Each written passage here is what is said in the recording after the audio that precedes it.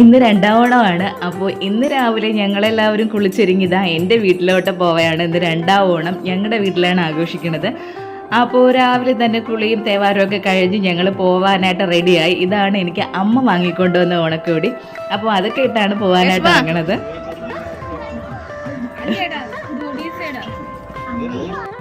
അങ്ങനെ ഞങ്ങൾ വീട്ടിലെത്തിയപ്പോഴേക്ക് ഇവിടെ വീട്ടിലെ അമ്മയും കുഞ്ഞമ്മയും അച്ഛനും എല്ലാവരും കൂടെ ചേർന്ന് ഓണസദ്യയൊക്കെ ഒരുക്കണ തിരക്കിലായിരുന്നു. അങ്ങനെതാ അപ്പോൾ ഇതാ അമ്മയുടെ അനിയത്തിയാണ്, കുഞ്ഞമ്മയാണെങ്കിലും ഞങ്ങൾ ആൻറ്റി എന്നാണ് വിളിക്കുന്നത്. മോളെ എന്നാണ് ആൻറ്റി വീട്ടിൽ വിളിക്കുന്ന പേര്, അതുകൊണ്ട് മോളെ ആൻറ്റി എന്നാണ് ആൻറ്റി വിളിക്കുന്നത്. അപ്പോൾ മോളെ ആൻറ്റിയുടെ വക ഇതാ കേശുവിനുള്ള ഓണക്കോടിയായിരുന്നു. അങ്ങനെ ഞങ്ങൾ വന്ന പാടെ തന്നെ മോളിയൻ്റെ ഓണക്കോടിയൊക്കെ എടുത്തിട്ട് വന്ന് കേശുവിന് കൊടുക്കുകയാണ്. ഷർട്ടും അതുപോലെ തന്നെ മുണ്ടുമായിരുന്നു ആൻറ്റി വാങ്ങിയ ഓണക്കോടി. അപ്പോൾ കേശു കണ്ട ഉടനെ കേശുവിന് ഇഷ്ടപ്പെട്ടു. പക്ഷേ കേശു ആദ്യം എടുത്ത് നോക്കണം അതിൻ്റെ മുണ്ടിന് ഇറക്കം ഉണ്ടോയെന്നാണ്. കേശുവിനുള്ള പഴയ മുണ്ടുകളൊക്കെ ഇവിടെ ഇരിപ്പുണ്ടല്ലോ. കുഞ്ഞിൽ തൊട്ടേ ഇങ്ങനെ എന്തെങ്കിലും വിശേഷം വരുമ്പോൾ കേശുവിന് മുണ്ട് വാങ്ങും. അപ്പോൾ ആ മുണ്ടൊക്കെ എടുക്കുമ്പോൾ അത് കുഞ്ഞ മുണ്ടുകളായില്ലേ, ആളിപ്പോൾ പൊക്കം വെച്ചില്ലേ. അപ്പോൾ അതുകൊണ്ട് കിട്ടിയ പാടെ കേശു മുണ്ടിൻ്റെ നീളമാണ് നോക്കിയത്. അപ്പോൾ കുഞ്ഞാണെങ്കിലും അവന് മുണ്ടിന് ഇറക്കില്ലെങ്കിലൊക്കെ ഇടാനായിട്ടൊക്കെ ഭയങ്കര ബുദ്ധിമുട്ടാണ്. പണ്ട് നമ്മൾ വളർന്ന കാലമൊന്നും അല്ലല്ലോ ഇപ്പോഴത്തത്. അങ്ങനെ ആൻറ്റി തന്ന ഓണക്കോടി ഞാൻ തിരിച്ച് അതേപോലെ പാക്ക് ചെയ്ത് കവറിലാക്കി സൂക്ഷിച്ച് വെക്കുകയാണ്. ഇനി ഇവിടെ നിന്ന് വീട്ടിൽ പോകുമ്പോഴാണല്ലോ എടുത്തുകൊണ്ട് പോകാനുള്ളത്. അങ്ങനെ ഞങ്ങളത് തിരിച്ച് പാക്ക് ചെയ്ത് വെച്ച് പിന്നെ അനിയത്തി അവിടെയൊക്കെ മുറ്റമൊക്കെ ഒരുപാടുണ്ടല്ലോ. അങ്ങനെ അവളവിടെ തൂത്ത് വാരിക്കൊണ്ട് നിൽക്കുകയാണ്. കേശു അവരുടെ കൂടെ നടക്കുന്നുണ്ട്. അച്ഛൻ ഇവിടെ ചിക്കൻ കറി വെക്കാനുള്ള തയ്യാറെടുപ്പിലാണ്. അങ്ങനെ പലരും പല ജോലിയായിട്ട് ഭയങ്കര ബിസി ആയിട്ടിരിക്കുകയാണ്. ഏറ്റവും കൂടുതൽ ജോലി അമ്മയ്ക്കും അച്ഛനും ആൻറ്റിക്കും ഒക്കെ ആയിരുന്നു. ഞങ്ങൾ ചെന്നപ്പോഴേക്കും ഏകദേശമൊക്കെ റെഡിയായി.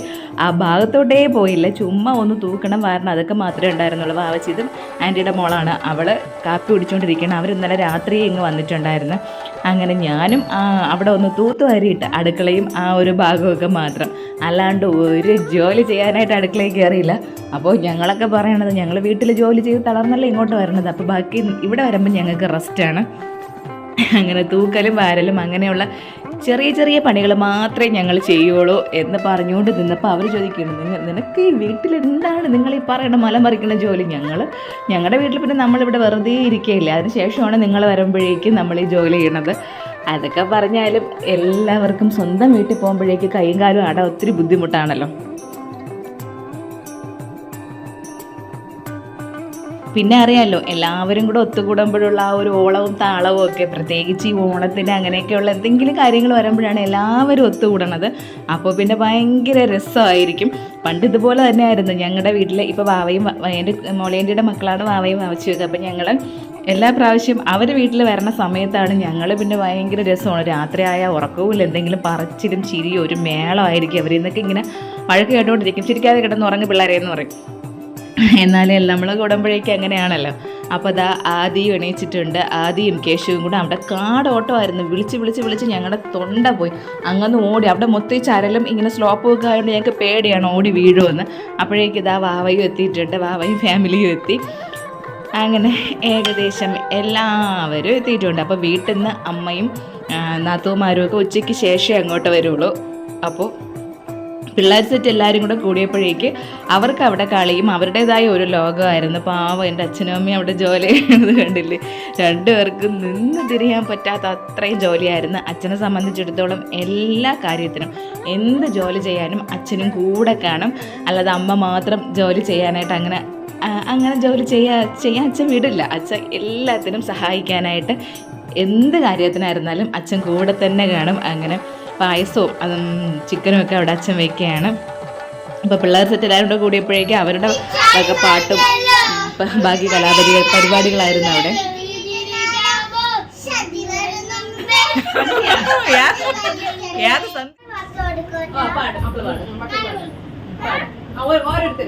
ഇത് സോളോ പെർഫോമൻസ് ആണ്.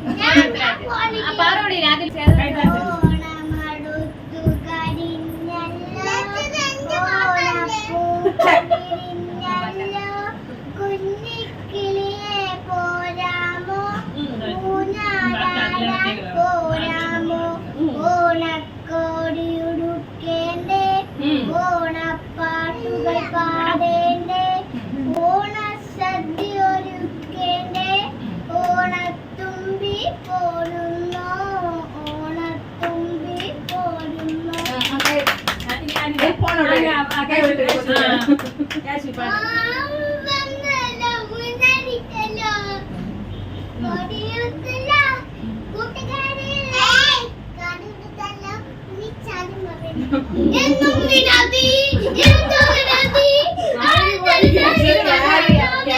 പാട്ട് പാടിയാലും അതിന്റെ വായിലത് എനിക്ക് മുന്നേ തേന്മാവ്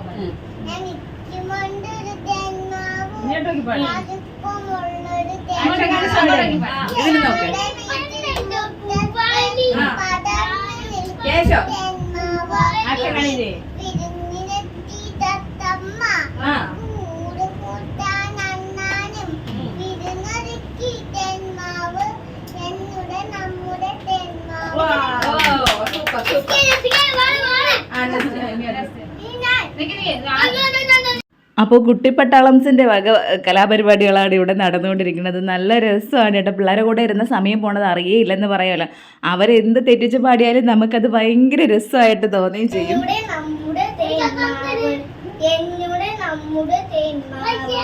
ചക്കര മാമ്പഴമുണ്ടല്ലോ, കളിയും ഞാനും ഉണ്ടല്ലോ, കളിയും ചിരിയും ബഹളവുമായി സന്തോഷത്തിൻ നാളുകളായി, കളിയും ചിരിയും ബഹളവുമായി സന്തോഷത്തിൻ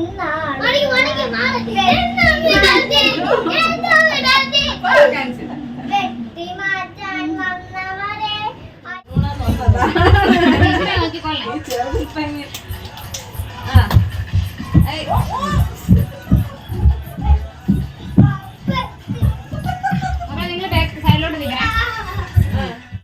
അങ്ങനെ ഡാൻസും പാട്ടും ഒക്കെ കഴിഞ്ഞപ്പോഴേക്കും സദ്യ ഉണ്ണാനായിട്ടുള്ള സമയമായി. അങ്ങനെ പിള്ളേരെ എല്ലാവരെയും കൂടെ നേരത്തെ അവിടെ തറയിലിരുത്തിയിട്ടുണ്ട്. ഇത് കാണുമ്പോഴേക്ക് എനിക്ക് ഞങ്ങളെ കുഞ്ഞിലെയുള്ള കാര്യങ്ങൾ ഓർമ്മ വരും. ഞങ്ങളെ ഇതുപോലെ ഇരുത്തിയാണ് അമ്മാമ്മ രണ്ടാവണത്തിന് ചെല്ലുമ്പോഴേക്ക് ആഹാരം തരണത്.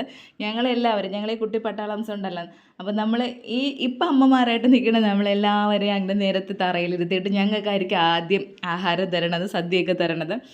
അങ്ങനെ അതാണ് എനിക്ക് പിള്ളേരെല്ലാവരും ഇരുന്നപ്പോഴേക്കും ഓർമ്മ വന്നത്. അങ്ങനെതാ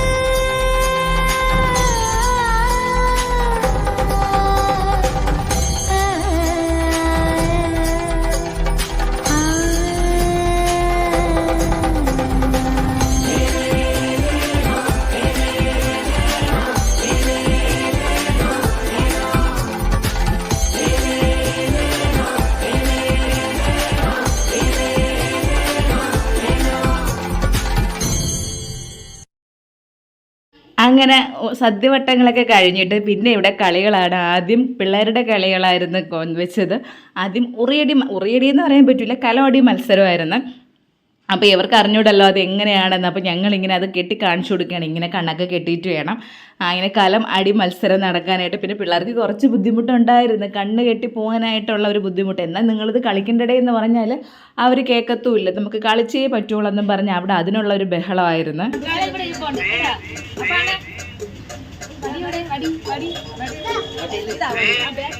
ബാറ്റ് വെച്ച് പറ്റൂല, വേറെ എടുക്കാം. അതിന് പരിപാടിക്ക് പ്രൈസ് ഒക്കെ ഉണ്ട്. പ്രൈസ് സ്പോൺസർ ചെയ്യണ കണ്ണാടി വലിയമ്മയും ഭർത്താവുമാണ് ഈസ്റ്റ് ഒപ്റ്റിക്കൽസ്.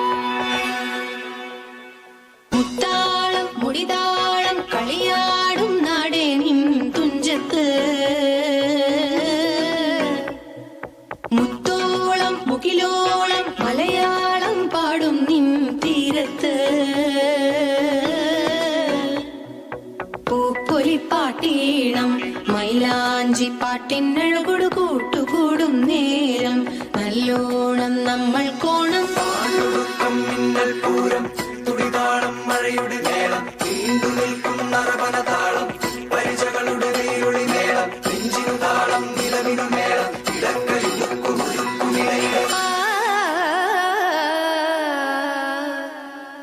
അപ്പോൾ അങ്ങനെ അവിടെ കളിയും ബഹളമൊക്കെ കഴിഞ്ഞിട്ട് ഞങ്ങൾ വീട്ടിലോട്ട് വന്നപ്പോഴേക്ക് കേശുവിൻ്റെ കുഞ്ഞപ്പയുടെ വകയുള്ള ഓണക്കോടി കിട്ടി. അതുമല്ല ഞങ്ങളിവിടെ ഇല്ലാതിരുന്ന സമയത്ത് കേശുവിൻ്റെ ട്യൂഷൻ സാറ് കിച്ചുവിൻ്റെ വകയായിട്ടൊരു ഓണക്കോടി വാങ്ങി അമ്മയുടെ കയ്യിൽ കൊണ്ട് കൊടുത്തിട്ടുണ്ടായിരുന്നു.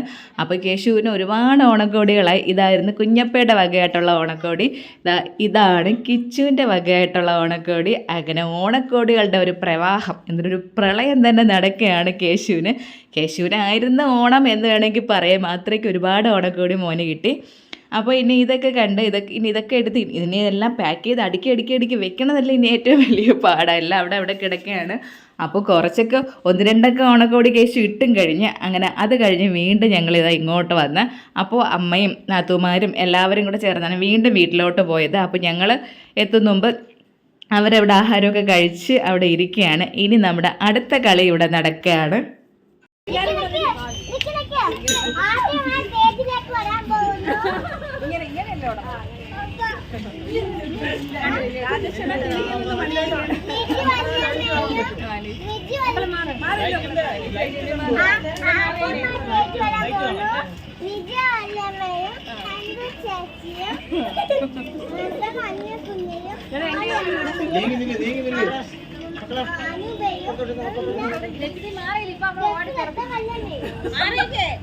അടുത്ത വർഷത്തിന്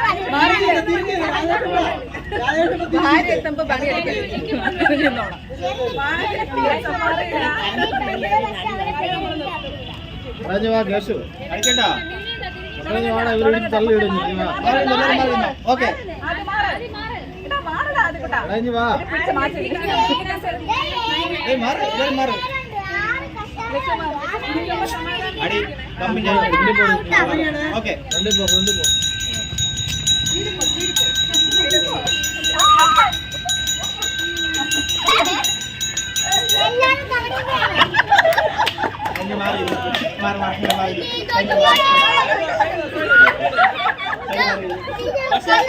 പക്ഷെ ഭാര്യ ജയിപ്പിക്കാനുള്ള തന്ത്രങ്ങൾ നടക്കൂല. അങ്ങോട്ട് തിരിഞ്ഞു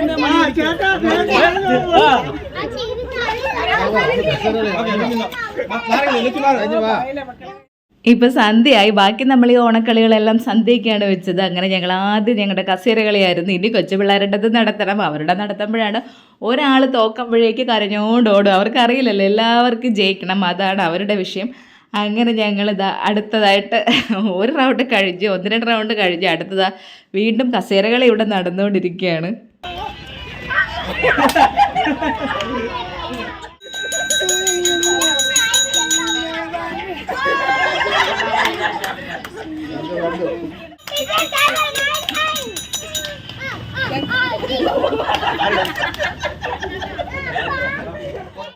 വണ്ടി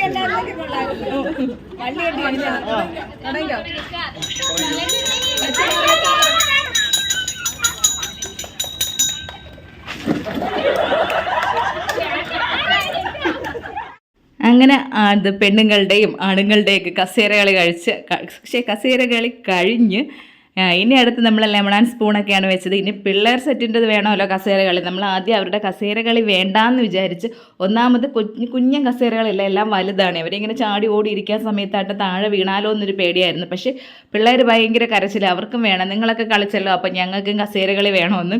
പിന്നെ ഇതൊക്കെ ഒരെണ്ണം തോറ്റാലുള്ള അവസ്ഥയാണ്. ഒരാൾ തോറ്റുപോയാൽ പിന്നെ അവിടെ കരച്ചിലായി ബഹളമായി.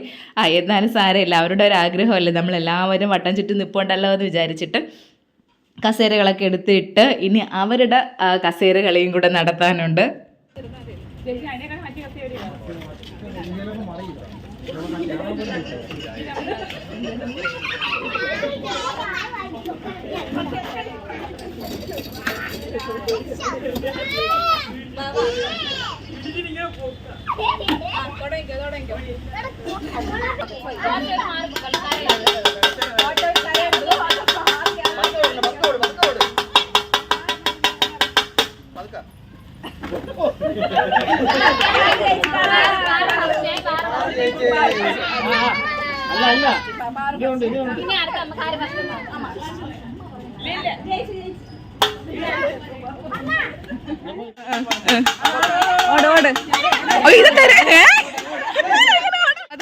പതുക്കെ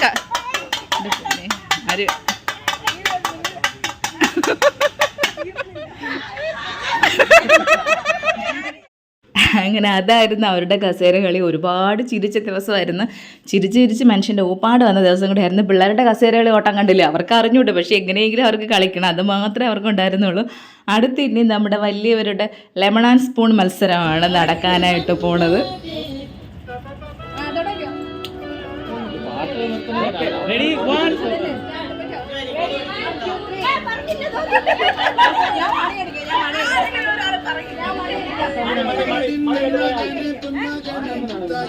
അല്ല, ഒരു ഒറ്റ മണി അടിച്ചാൽ മതി, ഒറ്റ മണി അടിച്ചാൽ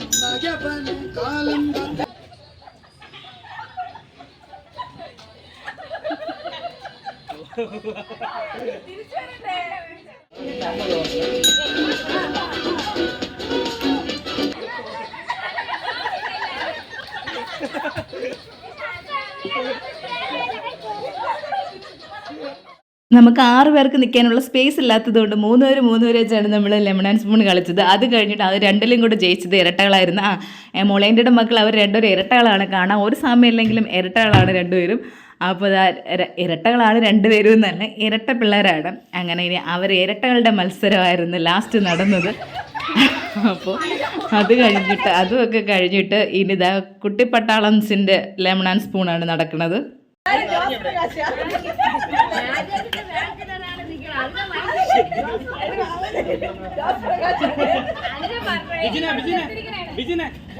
എല്ലാരും ഗ്യാപ്പ് ഇട്ടത്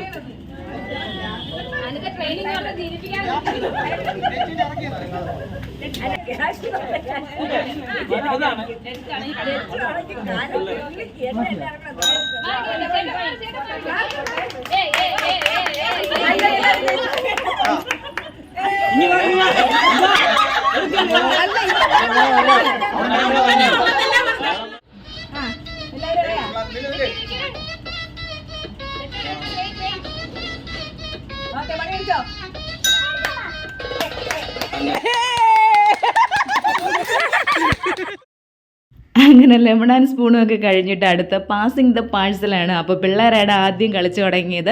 നമ്മൾ എന്തൊക്കെ ചെയ്യണോ അതെല്ലാം പിള്ളേർക്കും ചെയ്യണം. എടാ പറ്റൂലടേ നിങ്ങളെ കൊണ്ടത് പറഞ്ഞാലും പിള്ളേർ കേൾക്കൂല. പിന്നെ ഈ പറയും പോലെ അവരുടെ കൂടെ ഒരു ഉത്സവമല്ലേ, നമുക്ക് പിന്നെ ഇങ്ങനെയൊക്കെ ഒരു എന്തെങ്കിലും വരുമ്പോഴാണ് നമ്മുടെ ഈ ഒരു കളിയും കാര്യമൊക്കെ ഉള്ളത്. അപ്പോൾ എല്ലാവരും മാക്സിമം എൻജോയ് ചെയ്ത ഒരു ദിവസമായിരുന്നു. അങ്ങനെ പാസിംഗ് ദ പാഴ്സൽ ഇവിടെ നടക്കുകയാണ്.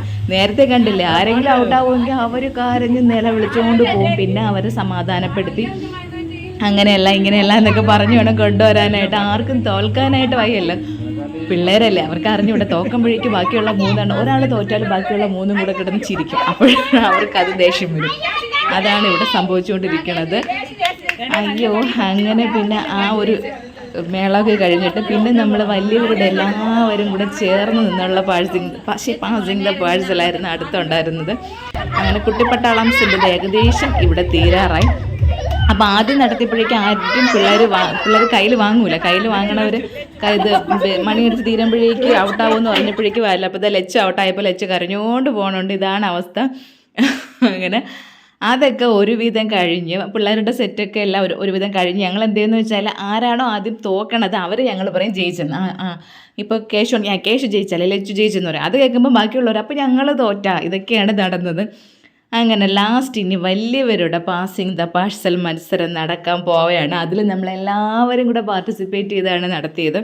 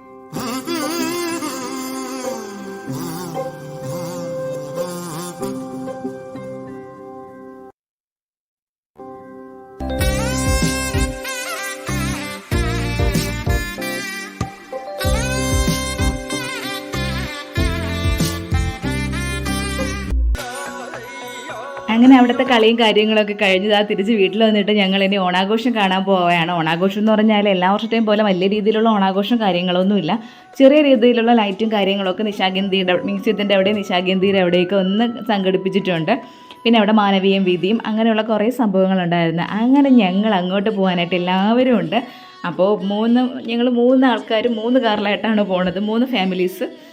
അപ്പോൾ അച്ഛനും അമ്മയൊന്നും വരണില്ല. അപ്പോൾ ഞാനും കേശുവും ചേട്ടനും അനന്തവും കണ്ണനും ദിവ്യ ചേച്ചി ഞങ്ങളൊരു കാറിൽ, പിന്നെ എൻ്റെ അനിയത്തിയും അവളുടെ ഹസ്ബൻഡും, പിന്നെ ഇരട്ടയിൽ ഒരാളും വാവച്ചി ഹസ്ബൻഡ് അവരൊരു കാറിൽ, പിന്നെ വേറൊരു കാറിൽ, അങ്ങനെയായിട്ട് 3 കാറിലായിട്ടാണ് ഞങ്ങൾ പോയത്. പൊന്നേ നമ്മൾ താഴോട്ട് ഇറങ്ങിയപ്പോഴേക്ക് വണ്ടി അനങ്ങണില്ല, അത്രയ്ക്ക് ബ്ലോക്കായിരുന്നു, ഭയങ്കര തിരക്ക്. ഇത്രയും വണ്ടി ഇങ്ങനെ അനങ്ങാണ്ട് അടുങ്ങി കിടക്കണത് ഞങ്ങൾ സാധാരണ കണ്ടിട്ടുള്ളത് ആറ്റുകാൽ പൊങ്കാലയുടെ അന്നാണ്. പക്ഷേ ഇന്ന് ഇത്രയും ഈ വണ്ടി ശക്കലം പോലും നീങ്ങാതെ കിടന്നത്. ലുലുവിൽ എന്തൊക്കെയോ ഫെസ്റ്റും കാര്യങ്ങളൊക്കെ ഉണ്ടായിരുന്നു. എന്നാൽ പിന്നെ വിചാരിച്ച് ലുലു പോയാൽ മതിയായിരുന്നു. തൊട്ടടുത്ത് കിടക്കുന്ന ലുലുവിൽ പോകാനായിട്ട് നമുക്ക് മനസ്സില്ല. നമ്മൾ നേരെ നിശാഗന്ധിയിലോട്ടാണ് വെച്ച് വിട്ടത്. അപ്പോൾ ലുലു കഴിഞ്ഞപ്പോൾ തൊട്ട് ബ്ലോക്കും കാര്യങ്ങളൊക്കെ ഒരു കുറവുണ്ടായിരുന്നു. അവിടെ ലുലുവിൽ വന്ന വണ്ടികൾ കണ്ടില്ലേ ഈശ്വര, അങ്ങ് ചാക്കപ്പാലം വരെ ഉണ്ടായിരുന്നു പാർക്കിങ്. ഈ ഞാക്കുളം പാലം തൊട്ട് അങ്ങ് ചാക്കപ്പാലം വരെ 2 സൈഡും പാർക്കിംഗ് ആയിരുന്നു. വേണ്ട, കാറിൻ്റെ സെക്ഷൻ കഴിഞ്ഞ ഉടനെ ബൈക്കുകൾ അത്രയും അവിടെ ഇങ്ങനെ അടുങ്ങി ഇരിപ്പുണ്ട്. പിന്നെ ലുലുവിലോട്ട് കയറാതിരിക്കുന്നതായിരിക്കും നല്ലത്. അത്രയ്ക്ക് തിരക്കും നിന്ന് തിരിയാനുള്ള സ്ഥലവും കാണൂല. അപ്പോൾ ലുലു കഴിഞ്ഞതോടെ ഞങ്ങൾ നല്ല സ്മൂത്തായിട്ട് പോയി. അപ്പോൾ ഇവിടുത്തെ ഈ ബൈപ്പാസിൽ ഇത്രയും തിരക്കെന്ന് അറിഞ്ഞതുകൊണ്ട് മറ്റൊരു 2 പേരും അവർ കറങ്ങി മെഡിക്കൽ കോളേജിൻ്റെ അതുവഴിയൊക്കെയാണ് പോയത്. പക്ഷേ ഞങ്ങൾ എത്തിയപ്പോഴേക്കും ലേറ്റായിപ്പോയി. ഞങ്ങൾ വിചാരിച്ച കണക്കൊന്നും നടന്നില്ല. ഒന്നാമത്തെ കാര്യം പാർക്കിംഗ് ഇല്ല. ഞങ്ങൾ അങ്ങ് എത്താറ്. പിന്നെ ഇവിടെ ഇതിപ്പോൾ നമ്മൾ ചന്ദ്രശേഖരൻ നായർ സ്റ്റേഡിയത്തിലെത്തിയായിരുന്നു. അവിടെയും ഫുട്ബോൾ എന്തോ നടന്ന് അതിൻ്റെ ഇതൊക്കെ കഴിഞ്ഞിട്ട് അവിടെ നിന്ന് ഇഷ്ടംപോലെ ആൾക്കാരിങ്ങനെ പുറത്തോട്ട് വന്നുകൊണ്ടിരിക്കുകയായിരുന്നു, ആർപ്പ് വിളിയും ആരവവും ഒക്കെ ആയിട്ട്. അപ്പോൾ അവിടെ എത്തിയപ്പോഴും പിന്നെ നല്ല ബ്ലോക്കായിരുന്നു സ്റ്റേഡിയത്തിൻ്റെ അവിടെ എത്തിയപ്പോഴും. അപ്പോൾ അത് കഴിഞ്ഞ് ഞങ്ങൾ അവിടെ അതും എങ്ങനെയെങ്കിലുമൊക്കെ ഒന്ന് അവിടെ നിന്ന് ഊരിപ്പോയി കുറച്ച് ദൂരം ചെന്നപ്പോഴേക്ക് പിന്നെ അങ്ങോട്ട് വലിയ ബ്ലോക്കില്ല. അപ്പം നമുക്ക് ഇടയ്ക്കിടയ്ക്ക് എന്തെങ്കിലുമൊക്കെ കാര്യങ്ങളുള്ളപ്പോഴായിരുന്നു ഇത്രയും വലിയ ബ്ലോക്ക്. കുറേ സമയം അവിടെ കിടക്കേണ്ടി വന്നു. കാരണം ആൾക്കാരെല്ലാം ഇങ്ങനെ പാസ് ചെയ്ത് പൊയ്ക്കൊണ്ടിരിക്കുകയായിരുന്നല്ലോ സ്റ്റേഡിയത്തിൽ നിന്ന് ഇറങ്ങിയിട്ട്. അങ്ങനെ അത് കഴിഞ്ഞ് നമ്മൾ പിന്നെ നിയമസഭാ മന്ദിരം വഴി ആണ് ഇനി അടുത്ത മ്യൂസിയത്തിലോട്ട് പോകാനുള്ളത്. അപ്പോൾ നിയമസഭയൊക്കെ ഇങ്ങനെ ഫുള്ള് ലൈറ്റിലൊക്കെ കുളിച്ച് നിൽക്കായിരുന്നു. അങ്ങ് കാണണില്ല ആ ഒരു ഗോപുരം പോലെ, അതാണ് നമ്മുടെ നിയമസഭാ മന്ദിരം. അപ്പോൾ അതിൻ്റെ ഫ്രണ്ടിൽ കൂടെയാണ് ഞങ്ങൾ പോണത്. അപ്പോൾ കേശുവിന് കാണിച്ചു കൊടുത്തിട്ട് മോനെ ഇതാണ് നിയമസഭയെന്ന് വെച്ചപ്പോൾ ഇവിടെ അപ്പോൾ മുഖ്യമന്ത്രി കാണുമെന്ന് കേശു ചോദിക്കുകയാണ്. ഞങ്ങളിങ്ങനെ പറഞ്ഞു കൊടുത്തിട്ടുണ്ട് അവിടെയാണ് മന്ത്രിമാരൊക്കെ ഇരിക്കണമെന്ന്. പണ്ട് സ്കൂളിൽ പഠിക്കുന്ന സമയത്ത് ഇങ്ങനെ ടൂറായിട്ടൊക്കെ കൊണ്ടുപോകുമായിരുന്നു നിയമസഭ കാണാനായിട്ടൊക്കെ, അകം കാണാനായിട്ട്. അല്ലാതെ നമ്മളെപ്പോഴും അതിൻ്റെ ഫ്രണ്ടിൽ കൂടെയൊക്കെ ഇങ്ങനെ പോകാറുണ്ടല്ലോ. അപ്പോൾ സിറ്റിക്കകത്തോട്ട് പോയാൽ പിന്നെ നല്ല രസമല്ലേ, എല്ലാം എന്താ ഇതുപോലെ ഓണാഘോഷമായതുകൊണ്ട് ഫുൾ ലൈറ്റും കാര്യങ്ങളൊക്കെ ആയിട്ട് നല്ല ഭംഗിയായിരുന്നു, നല്ല രസമായിരുന്നു. പിന്നെ ഇതാണ് നിയമസഭാ മന്ദിരത്തിൻ്റെ ഫ്രണ്ട് എത്തി നമ്മൾ. പിന്നെ ഒന്നാമത്തെ കാര്യം ഈ ലൈറ്റും കാര്യങ്ങളും ഈ ഒരു തിരക്കും ഓണത്തിരക്കും ഒക്കെ കാണാൻ വേണ്ടി തന്നെയാണ് ഞങ്ങൾ പോണത്. അല്ലാണ്ട് അവിടെ വേറെ കാണാനായിട്ട് അധികം കാര്യങ്ങളൊന്നും കാണൂല. അങ്ങനെ ഞങ്ങളിതാ മ്യൂസിയത്തിൽ ഈ ഭാഗത്ത് ഒരു 3-4 പ്രാവശ്യം റൗണ്ട് അടിച്ച് ഒരു സ്ഥലത്തും പാർക്കിംഗ് ഇല്ല. നമുക്ക് ഒരിടത്ത് പോലും നിർത്താൻ പറ്റണില്ല, ഫുള്ള് ബ്ലോക്കും. എല്ലായിടും ഉള്ള സ്ഥലത്തൊക്കെ പാർക്ക് ചെയ്തിരിക്കുകയാണ്. ബാക്കി പോലീസുകാരെ കൊണ്ട് അങ്ങ് തട്ടിയിരിക്കുകയായിരുന്നു. ഒരു പരിപാടിയും നടക്കില്ല അവിടെ. അങ്ങനെ കുറേ പ്രാവശ്യം അവിടെ മൊത്തം കറങ്ങി.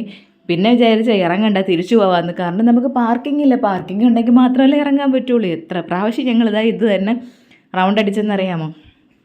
അങ്ങനെ പിന്നെ അവിടെ എല്ലാം നടന്ന് പിന്നെ പോകാൻ പറ്റൂല എന്ന് തന്നെ, ഇറങ്ങാൻ പറ്റൂല എന്ന് തന്നെ വിചാരിച്ച് ലാസ്റ്റ് അവിടെ നിന്നൊരു പോലീസുകാരൻ്റെ അവിടെ ചോദിച്ചായിരുന്നു നമുക്ക് എവിടെയാണ് പാർക്കിംഗ് എന്ന് ചോദിച്ചപ്പോഴേക്ക് അവിടെ ജിമ്മി ജോർജ് സ്റ്റേഡിയത്തിനകത്താണ് പാർക്കിംഗ് ഉണ്ടെന്ന് പറഞ്ഞ്.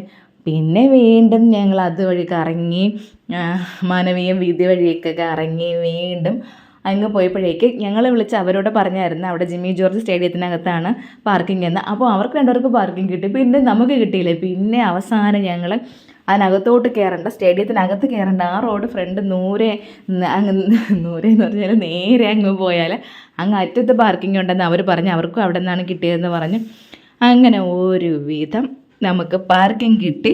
നമ്മൾ അവിടെ നിന്ന് ഇറങ്ങി.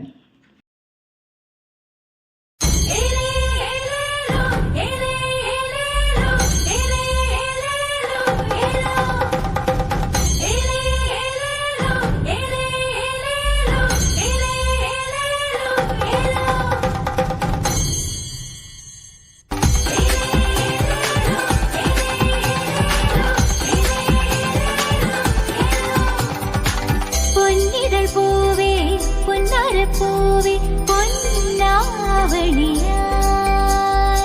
പൂത്തുമ്പി പെണ്ണേ പൂക്കാലം വന്നേ പൂന്തേനുണ്ടു നീ പൂക്കാവടിയാടേണ്ടേ പൊന്നൂഞ്ഞാലാടേണ്ടേ പൂങ്കാറ്റിൻ തേരേറിവാ തിരുവോണമുണ്ണേണ്ടേ തിരുവാതിരയാടേണ്ടേ താളത്തിൽ ചാഞ്ചാടിവാ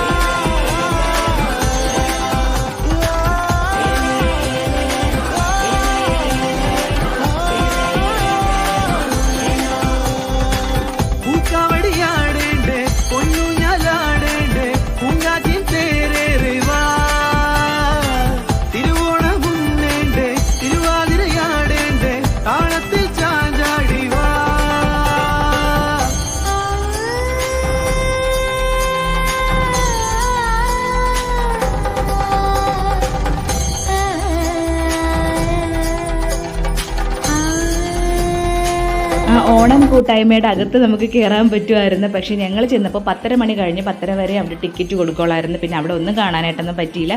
പിന്നെ ആ ലൈറ്റും കാര്യങ്ങളൊക്കെ കണ്ട് ഞങ്ങളിതാ നേരെ തിരിച്ച് വീട്ടിലോട്ട്.